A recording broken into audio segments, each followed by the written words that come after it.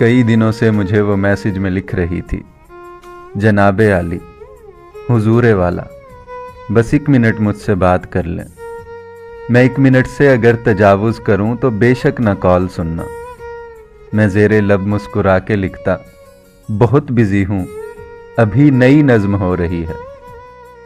वो अगले मैसेज में फिर ये लिखती, सिसकती रोती बिलकती नज़मों के उम्दा शायर, तुम अपनी नज़में तराशो, लेकिन कभी तो मेरी तरफ भी देखो, कभी तो मुझसे भी बात कर लो, बस 1 मिनट मेरी बात सुन लो।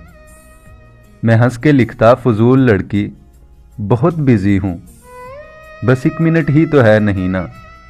वो कई दिनों तक खामोश रहती। फिर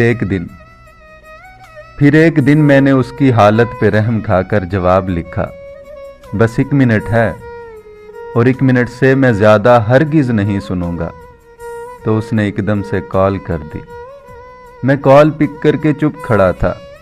वो गहरा लंबा सा सांस लेकर उदास लहजे में बोली, सर जी, मुझे पता है कि 1 मिनट है और 1 मिनट में मैं अपने अंदर की सारी बातें किसी भी सूरत न कह सकूंगी। सुलगती हिजरत ज़दा रुतों को उदास नज़मों में लिखने वाले अजीम शायर, खुदा की धरती पे रहने वाले उदास लोगों का दुख भी लिखना, कभी मोहब्बत में जलते लोगों का दुख समझना, कभी किसी नज़्म में बताना जिन्हें तुम्हारी रफ़ाकतें ही कभी मुयस्सर नहीं हुई हैं, जिन्हें तुम्हारी मोहब्बतें ही कभी मुयस्सर नहीं हुई हैं।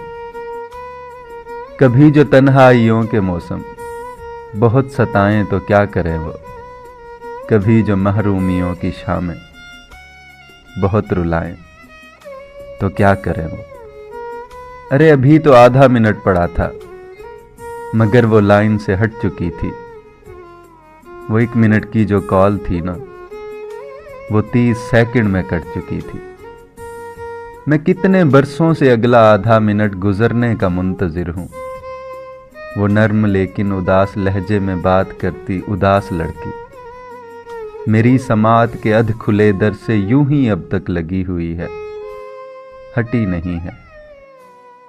बहुत से बरसों से चल रही है वो कॉल अब तक कटी नहीं है।